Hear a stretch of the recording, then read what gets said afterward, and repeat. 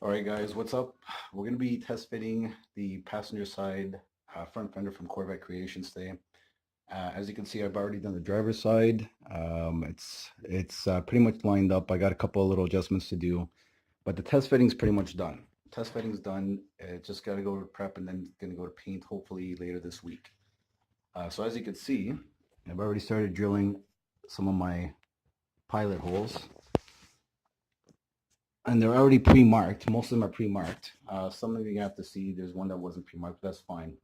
Once it's on the car, I drill it there. And since these are pilot holes, they don't have to be super big. You're going to have to elongate them in one form or another so you can make your adjustments. But at least the markers are there to give you the starting point.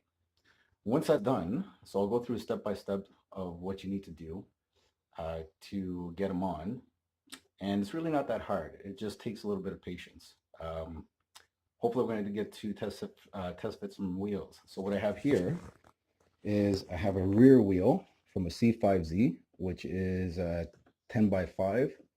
And I normally run this at the track. So this is one of my front wheels. And this is an OEM C6Z wheel front that I'm also going to be running. They're both 18 inches. This is 18 by 9.5. This is an 18 by 10.5.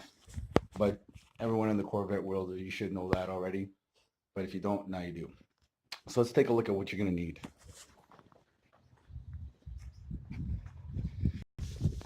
So you're going to need a Torx. Torx, I think, is a 3 mil. I have a couple forms. 1/4-inch ratchet, an extension. I have this handy just in case as a gear wrench. 7 and 10 mil long socket or short socket should be fine. So we're going to go over the steps to do that. Now, don't mind the car. It's filthy as hell because it's been sitting outside the whole time. And yeah, so this is pretty much it. So again, this is not fully lined up. Still have to play with it a little bit, but it's pretty much ready to go for paint. Now, something that someone brought up and I wanted to address is you don't really see, you see the arch for sure, but you don't see the seam at all. Where if you look at the back, there is a slight seam. So if you look at a C6Z, C6Z, and you ever compare them, if you look at a front to a rear of a C6Z, their fronts are also seamless as well. Now, right now, there's not too many guys in the game making front fenders. L5, I think, still makes them, but good luck if you're going to try to get one. And I took a look at it. I saw some other people post some stuff up. And it's one of those things. For the L5s, I initially would have wanted a predominant line, but after seeing those ones, I wasn't that big on it. Now, it's an interesting thing, like if we wanted to match it up with the front and the rear. So would I've liked to see maybe a slight edge or slight line? Perhaps, but I don't know what that would have looked like. In my head, it said, oh, it could, it gives it something more defining. So when you look at it, it's something different. But at the same time, it may not look good. For myself, I wasn't really impressed when I saw the L5s and how it had their seam. But here, these ones here, I'm not going to have a complaint either way. So once it's on and once it's painted and once the wheels are on, you're going to notice a difference. Now, the car is still evolving. My car is still evolving. Once it's done, it's still going to be putting on some side skirts. I'm putting on a ZR edition front splitter, and I'm also going to be making my own under tray. And that overall is going to give it much more aggressive look where you are going to be able to notice that the front fenders are more bulgy. The car in general is going to look more mean, more aggressive. So that's going to be coming down the line. And as I get the parts, I'll start putting them on, and I'm going to start making videos on that as well. One of the other things I got right now too, that I got from another foreign member, is this is a C7 carbon extended rear wing. So it's just been prepped. I got to send this off to paint when it's in the fenders, and that's going to go on the car. And like I said, once everything's on, it's going to be, it's going to look much more aggressive. It's going to change the entire look of the car. But overall, no complaints, guys, honestly. The fenders are decent. They're made very well.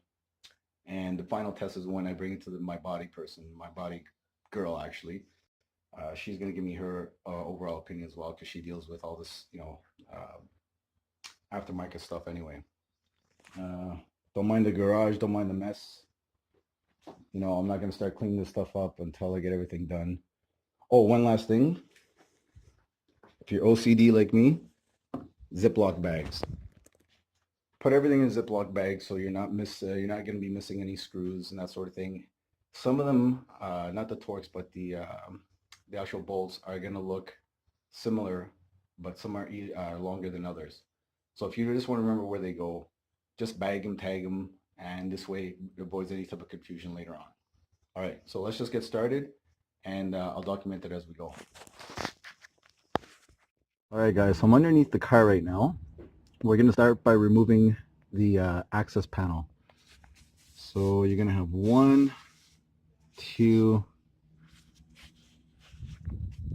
3, 4, and 5. And once you get in here, you're going to be able to go all the way up, and you got a couple of bolts up here that you got to get to. So let's get started and go to the next steps. All right, guys, so we have the access panel removed. So let's take a look inside. Don't mind the wiring from the HID. It's got to be cleaned up. But as you can see, you have one bolt, and then up top you have another bolt. So that's the bracket that's holding the fender to the front bumper. Now, this is where you need your 10 mil socket, and I advise that you don't need an extension here. It actually makes it more awkward, but you do need a deep 10 mil socket, and just reach up in there, get it on, and then you should be able to get it off without too much trouble. Okay, so before we get into our bolts that are in here, we have 3 hidden bolts, and we're going to have to access them through the light. What I began to do is take off the access panel. So you're going to have 5 bolts, 5 to 7 millimeter bolts up here that you're going to be able to see. You have a push pin that I've already removed. And then if we could get underneath, you're going to see that you have 1, and you got 1 in there, or sorry, 1 in here, another 7 millimeter bolt. So once you remove that, your access panel should just pop off. And the reason why you're doing that is you have another bolt that's hidden way up in there that's holding the fender. So that's going to be really hard to get into, just because on the passenger side you have your EBCM, you have a whole bunch of wiring, you have a whole bunch of stuff that or sorry, EBCM, your PCM, and a whole bunch of wiring that's in the way. So just so you know what you're reaching for, and it's not going to be fun, it's much harder than the driver's side, is this tab right here. So that's what you're trying to get to by removing the access panel. Right now I didn't remove the wheel, but I may have to if I can't get a good look inside to reach it, but I'm hoping not. Either way, it's not that big of a deal. So let me continue on, and we'll go to the next step. Okay guys, I decided to remove the wheel just because it was getting too difficult to try to get in there and reach it and feel for it, especially with the extension. It just made my life easier just to remove panel completely, remove the wheel, and as you can see, it is a straight shot way back there. Now you should be able to reach it once the wheel comes off much easier. Like I said, the PCM and all sorts of wiring and everything else is kind of in the way. So it's just going to make your life a lot easier. It only takes a minute just to take off the wheel anyway. New brakes going to be coming on, but that's for another time to discuss.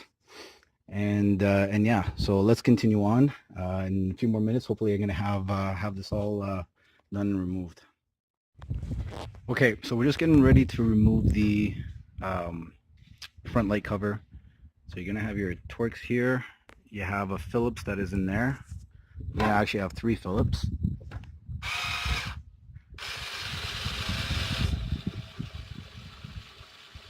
So just raising it. You're going to have 1, 2, and you're gonna have another one over there. So once the shroud comes off, you're gonna have one more Torx hidden in there. That's gonna remove your cover, and then we could start getting inside here to get to the 3 bolts. Okay guys, so the shroud is off, the cover is off. Now we have, kind of hard to see with the glare, but we have 2 bolts. We have one in here, another 7mm, and one here. So we have 1, 2, and I actually lied. There's a third one, but you're gonna have to get to it because it's actually on the inside. You're gonna have to get to it back to the access panel. But to reach these ones here, to make your life easy, have an extension here. What you're gonna go through is go through the back side over here, reach through, just hook it on, and then just undo it. So basically it's gonna make your life a lot easier. So I see some guys try to remove the light and everything else. If you want to save that hassle, just use your extension and your 7mm long socket, and you should be able to get to it no problem. And then once that's done, we can start working on our Torx. And then once that's off, that's it. The panel's loose and should be able to come right off. Okay guys, we have success. So I was able to remove the panel, and it takes a little bit of wiggling to get it out. Great thing about OEM is that it is a little more bendable. The urethane is much more bendable than the fiberglass, so you could kind of wiggle it out more. And that's so just be cognizant of that when you start installing and when you're trying to move the fiberglass piece around, that it's not as forgiving. So don't force anything, or else you're going to end up cracking or breaking something. You got to be gentle. You got to massage it in, but it will go in. So this is now complete. So some of the things that you're going to have to remove is that's the backing for the false air vent on the side. So that's going to have to come off, and you're going to have to install it there at some point. And as you can see, so that bracket actually just comes right out, and then you're just going to place it right in there. It fits right in, and that's how you're going to mount the front. Now, in terms of someone, Peter actually asked how much these things weigh. I tried doing it on the scale, but my scale isn't exactly 100% accurate, but I did the best I could. So bare, without anything, the fiberglass panel from Corvette Creations weighs about, it's got to be around 6 or 7 pounds. Even with the hardware, maybe you're adding, possibly 8 pounds. Hard to say, but that's just a rough estimate, but it's in that ballpark. OEMs, right off the bat with everything, you're looking at about 10 pounds, so a couple extra pounds.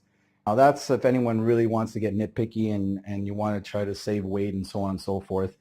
It's really negligible. But yeah, so that's what they kind of weigh.